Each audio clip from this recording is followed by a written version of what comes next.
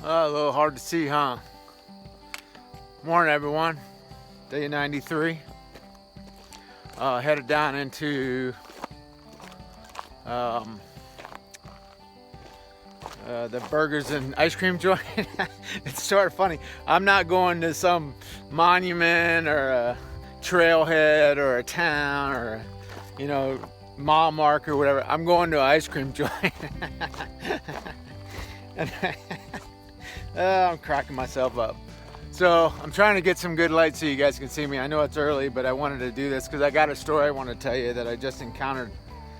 And it's early. I got up, I was up 4:30. I packed up my stuff, had my hand lamp. It was dark when I was doing all this.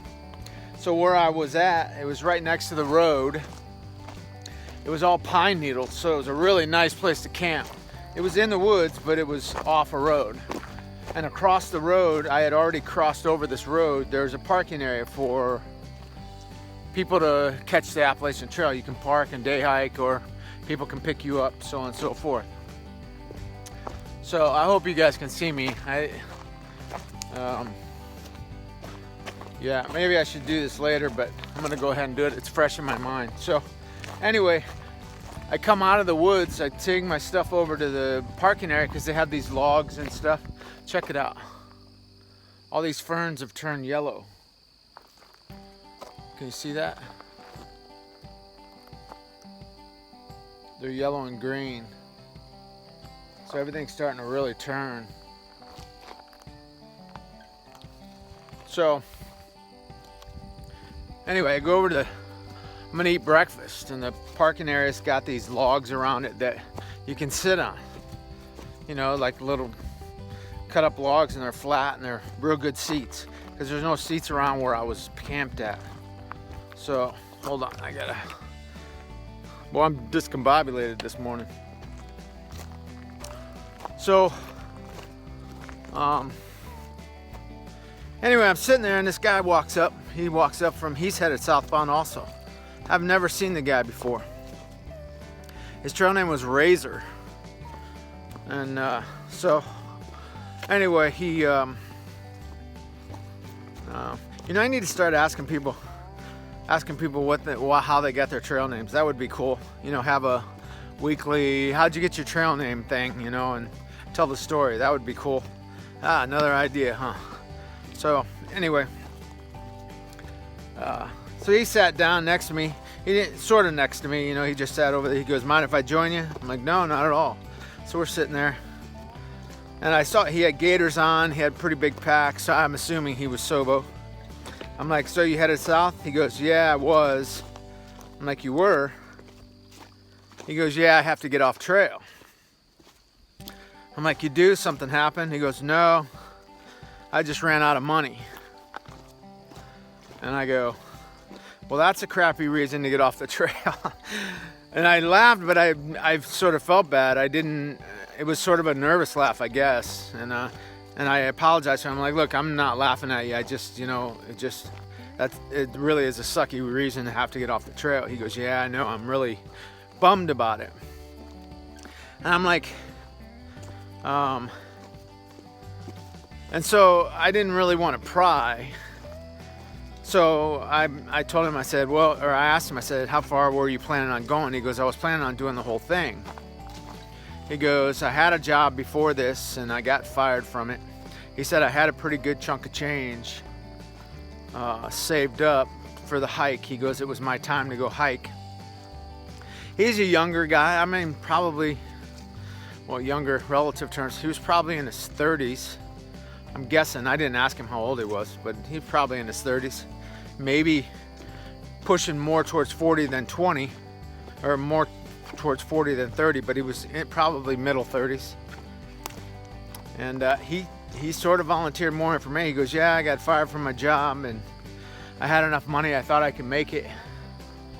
He goes, it just cost me a lot more out here than I thought it would. I'm like, yeah, man, it's easy to get spend over your budget out here. You get caught up in the towns and the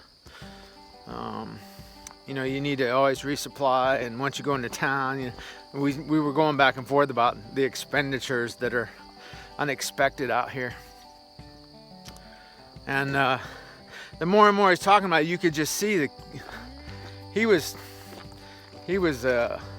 upset, but he wasn't crying or anything. He was just, you know, melancholy about it. I think you can probably tell he was, or I could tell it had been dragging on him for a while. You can tell.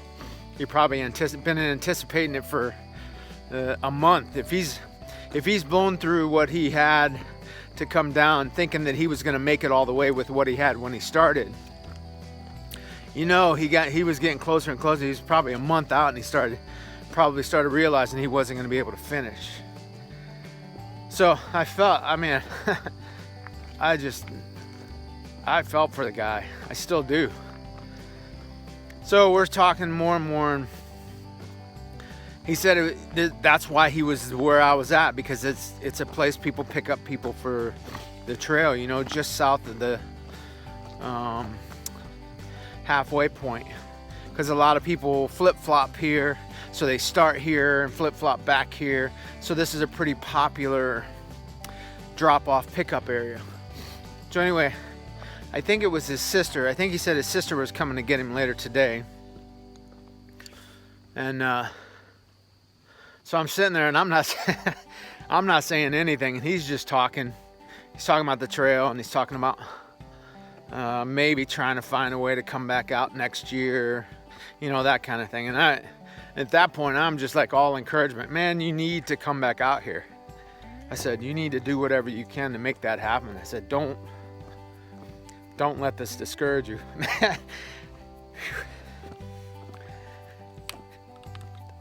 Man, it's too bad. Life gets in the way of life.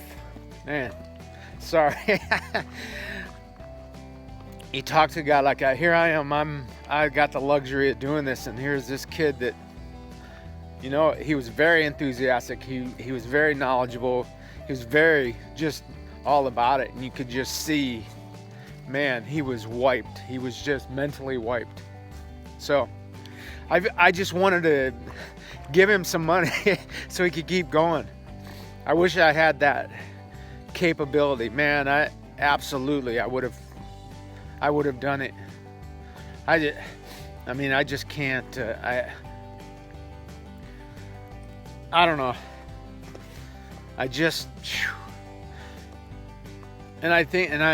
So I sat there with him for a while, and I finished my breakfast, and I'm like, man, I hate to leave, but I got to hit down the road. He goes, oh, I know, no problem. I don't want to hold you up. I said, you're not holding me up. I said, and I wished him well, and I'm like, man, keep pushing. Do what you got to do at home. Figure it out. Save your money. Come out here next year. Finish the hike, you know. Doesn't matter that it's not a through hike. Finish the hike. So, he thanked me, and we said our goodbyes, and I kept walking, and I'm like, man, oh man, I can't fathom being in his shoes, having to get off because of money. A lot of people, you talk to a lot of people off the trail, people that aren't hiking, they don't realize how expensive it is out here. Because at home you buy your loaf of bread and you buy your milk and you buy whatever, and it's there all week. You know, for the most part, you got all your food, you spend X amount of money right there. You know, you buy in bulk, for lack of other words. You save a lot of money doing that. Out here, every time I buy something, you know, it's like you're paying more money. I'm paying more money than you guys are at home because I'm getting it on the fly. Sometimes I'm getting it at this mom and pop store that's, you know, more expensive than it is if I was going to Walmart or something to that effect. Not to mention, sometimes the weather, it pushes you off the trail. You need to stay in a room, and there's no hostels, so you're having to pay $50, $60, $70, $100, $120 for a room. That stuff adds up. That stuff adds up fast. And, you know, housing is by far the most expensive thing out here. And granted, you can stay in your tent every night. That's all good. But man, as I've said before, Groundhog Day, you do the same thing every day. You know, you break down your tent, you pack all your stuff, you eat your breakfast, you pick up your pack, you start walking. In between, you see things and you're experiencing the trail and all that. Then you stop for lunch, then you stop for snacks, and then you stop and you keep walking. Then you filter your water. Then you've tried to start finding a camp. And then you get into camp. Now you set up your tent, you eat dinner. You get inside your tent, you go to sleep, you get up the next day, you do it again. You do that enough times, you're like, man, the town sounds so good. Just the luxury of laying in that bed, just the luxury of having a shower. You need to get off trail sometimes. And I know the old, I know people out there, you're like, well, you are hiking the trail. You're supposed to be in the wilderness. I am in the wilderness. I get wilderness 24/7. So if I have the wherewithal and the capability of getting off trail once in a while to get a reprieve, to get a refresher, that is priceless. But it's also expensive. So anyway, usually, so the general consensus on the trail is you spend on average at a minimum about $1,000 a month. Okay, and that just depends on how many times you stay in town, you know, how extravagant you get with your food, what restaurants you eat in town, if you're eating at McDonald's or you're going to these restaurants, you know, and if you're drinking beer changes the price. So, but most of the time, you hear a lot of hikers, you watch some of these vlogs and stuff, a lot of these people are upwards of $10,000 for a hike. You know, that's a chunk of change for, especially you think about it, the demographic out here, the average age is 34 years old. How many 34-year-olds do you know that are able to walk away from their job for 6 months, have $10,000 in their pocket to be able to sustain this hike, okay? Or even have $6,000 to sustain this hike? There's not a lot of those kids out there, okay? But yet there's hundreds of them out here. It's fun. Now they might be on mom and dad's ticket. They might have just worked enough jobs to work up and save up $6,000 to $10,000 and said, screw it, I'm out, I'm going. I mean, you got all kinds of scenarios out here, but there are so many young kids out here. It's like, wow. I mean, it just amazes me. And this is an off year. I mean, you think about it, there's usually, there are hundreds and hundreds, upwards of thousands of people out here at any given time, day hikers, through hikers, whatever, on this trail. All those people spending money. So anyway, man, I wanted to convey that. I know it was dark, it's light now. I just wanted to tell that guy's story. It's a shame. I wish, you know, this is the times that you wish like you had won the lottery and you had money, and I'm out here and this kid doesn't know me from Adam, and I drop him $10,000, say, here, boom, finish your hike, you know, or here's $5,000, finish your hike. That's the stuff, man. How cool would that be? You know, it's just that's me. I love doing that kind of stuff. I wish I could do more. I mean, but I have to be realistic. There's probably 500 kids like that out there right now. They have to get off trail because they can't afford to keep going. And you know, he got fired from his job, and you know, he just took the chance. Oh, well, I'm not working, I might as well go. I think I got enough money. Man, it sucks. But anyway, I didn't mean to get all melancholy, but I mean, it's a sad story. At the same time, it's a great story. It's a great explanation of, you know, what happens to a lot of the people out here. Not everybody, but a lot of the people. They can't finish. A lot of people drop off because they can't afford it. They can't afford the time. That's why a lot of these lash hikers, I tell you what lash is, long ass section hike. These lash hikers, they're doing a lash because they have to go back to work. You know, not a lot of people can take 6 months off their lives and do this. And I just am so lucky that my life has given me the opportunity to take a couple years off and just live my dream, you know? I love it. You know, the ups and downs that come with all this. These are the days I just feel exhilarated, even after that story, you know, even after encountering that guy. I have to feel, I feel, you know, blessed, for lack of other words. I'm so lucky, and I don't take that for granted one iota. That is absolutely, I don't take that for granted. I think my broken road brought me here, baby, and life is just getting started for me. I promise you, life just started for me, and on and off the trail, I promise you. My life, holy cow, it is just exploding right now. It's almost like my fuse has been smoldering all my life, waiting for it to ignite the bottle rocket that my life has become. And it's finally reached that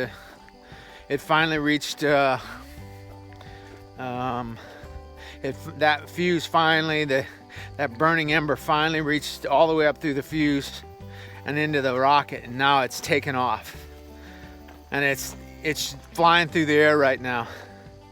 My life is absolutely flying at a breakneck speed, and it's freaking exhilarating. So I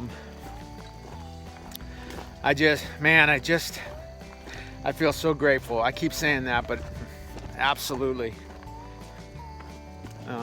Especially after, it just sucks for that kid. So anyway, I wanted to tell you that story while it was fresh on my mind. Upset me a little bit, but those of you, I try not to dwell on things that I can't control. If I can't control it, I don't dwell on it, but at the same time, learn from it, you know, see those things, take something away from it and set it down. So hope you guys are safe out there. I didn't mean to get all melancholy and all that this morning, but all philosophical, but I hope I convey that to you guys, that I'm damn sure conveying to myself how blessed I am, and I appreciate that you guys are watching, and hope you understand where I'm going with all that. So this is what a great day. It really is. Even after what happened, it's such a great day. Every day's becoming better and better and better out here. Every time I see a white blaze, I'm like, I'm going the right way. Unlike yesterday, going the wrong direction. Oh, spiderweb, holy cow. So yesterday, get this, I'm ranting again, I'm getting off tangent, but whew. These spider webs too, they're hard, they like snap. They're not the little soft, you know, silky. These spider webs are like, they snap when they break.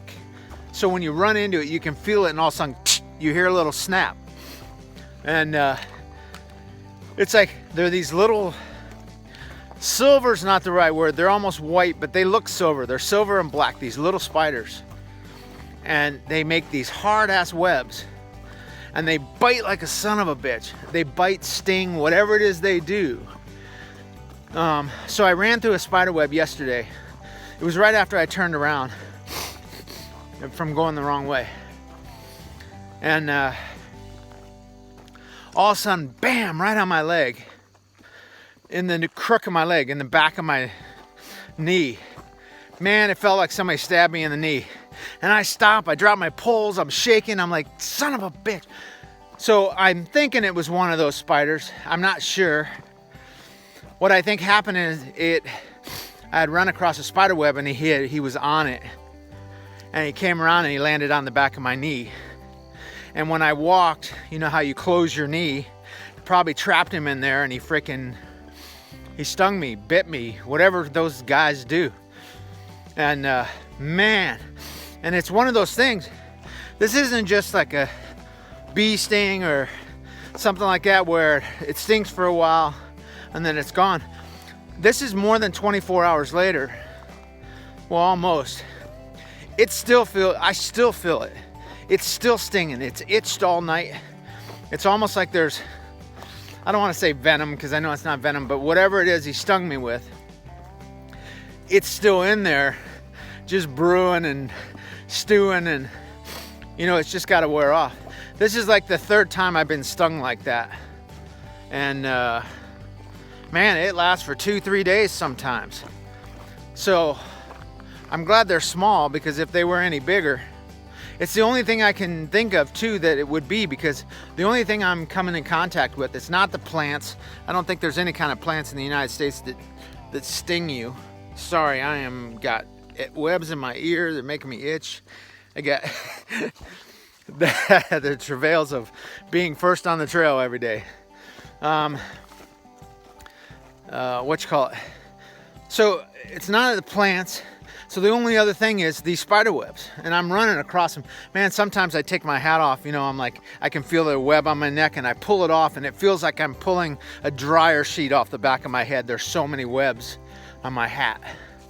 And so the only thing I'm coming in contact with is those spider webs. So it's gotta be those little black silver spiders. It's gotta be. So,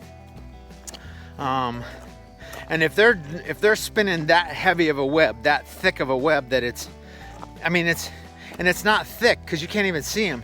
It's the point of their thick is not, I don't know if thick's the right word. It's almost like it's just really strong, like this, like really strong. And like I said, when it breaks, it snaps. It doesn't stretch, it snaps. So I don't know. Like I said, I'm glad they're small, because if they were much bigger, man, that sting would be, whew. And I'm assuming it's, like I said, I don't know if it's a sting or a bite. I don't know of any spiders. I don't know. I don't know enough about it, but sure doesn't tickle, that's for sure. Like I said, it's still itching right now, and it's still, you know, it's still painful. So I don't know. Anyway, that was a weird transition, talking about walking on the trail and stuff, and then now I'm talking about spiders. So anyway, that's my story for this morning. I ate up most of my video, today's video. I always do this. I eat up most of my video just on my entry video of me and my psychobabble of all the stuff I'm encountering. So anyway, I'll let you guys go for now. I'll catch up with you later. I will when I stop for lunch, because it should be right around lunchtime, I'll catch up with you guys again. At least you get a picture of what I'm eating. Maybe I'll get a big thing of ice cream instead of eating a burger today. Have ice cream instead of burger. Or maybe both. Who knows? I don't know. That ice cold Coke. You know, I'm not a soda drinker, but man, I have just hooked on to Coke. Ice cold Coke.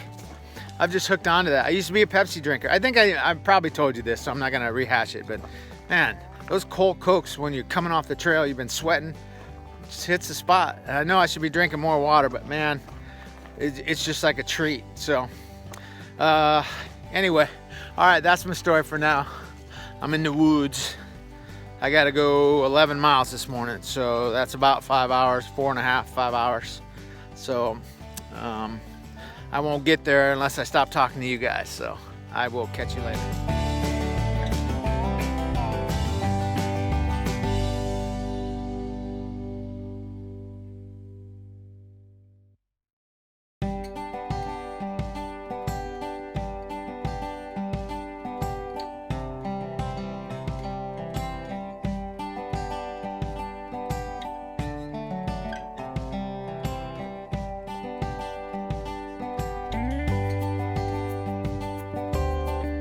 Hey folks, just milestone just passed 1,100 miles. Actually, I'm about 5 miles past that, but I'm over 1,100 miles, so I'm well over halfway. Not well, but I'm close. I just passed halfway yesterday. Things are looking good. I only got a couple miles left to go get some ice cream. Actually, I think I got an hour left. It's supposed to start raining at 1, and I'm getting down there about noon. So maybe, and it's not supposed to stop raining all night. So I don't know what I'm gonna do. I'm not sure. I guess I'm just walking. I'm putting my raincoat over my pack just for a little extra protection and keep on trucking. You know what? With the raincoat, the problem is it keeps you nice and insulated. You're walking, man, you sweat. You sweat a lot in that thing because it, as much as they like to say that they breathe, they don't breathe. So anyway, so it's just as good. I might as well just get wet. It'll wash the sweat out of my shirt. So check out this bridge I just walked across. So they chop these logs. Can you see it? So I just came across that. So these logs, and then they take a saw or a chainsaw and they make notches in it so that when you walk across it, it's not so slippery. So I just came across there. So, like I said, I'm down in the, getting down the valley. Get a little recharge on my phone again, and get some ice cream and get a soda pop. And then the goal is to hang out there. Just depends on how hard it's raining when I'm there, how long I stay there. I'll wait for it to die down a little bit, or at least give me enough time to get back into the woods so I don't get soaked. But the Caledonia State Park has campgrounds, and I know they've got picnic tables, and I know they have a lot of facilities there. It's possible what I can do is go to the campgrounds. Usually the state park, it's free to camp, but sometimes they have a fee. Might be worth paying the fee if I can get my tent set up somewhere, and then there's an awning or somewhere that I could sit under close by.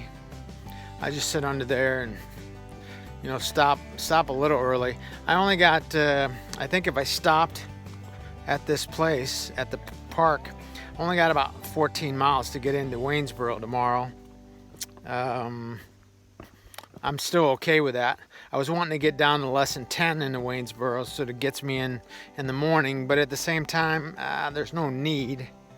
And like I said, the possibility of me staying 2 nights is still on the table also. So I will play that by ear. Whoa! Rocks again. We do have more rocks still. We're still in Pennsylvania. Rocksylvania. So anyway, just another major milestone, 1,100 miles. That's good. Big number. Big. Seems funny, huh? 1,100 miles. Man, I remember when I did that first picture. I think it was either 100 or 200 miles. I think it was 100 miles. I don't remember. One of the two. Anyway, it seems like forever ago. And the transition that I've gone through, the transformation, the metamorphosis that I've gone through since then, amazing. So anyway, it's gloomy out today. It's gonna rain a lot, but it's supposed to be clear after that for at least a week to 10 days, so that's good. You know, if you stay in the woods, you don't get rained on anyway. You get sprinkled on, but the woods are protection. I mean, look at them.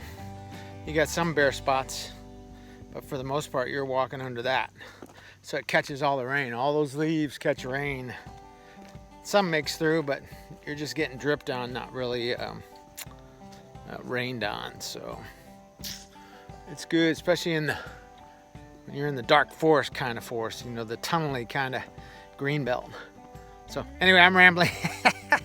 I'm just talking now. Hope you guys are safe. Check it out. It's the time tunnel. Remember that show, Time Tunnel?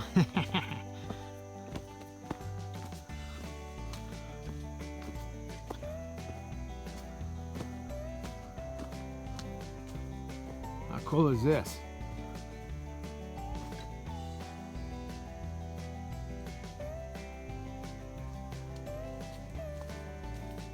Natural tunnel.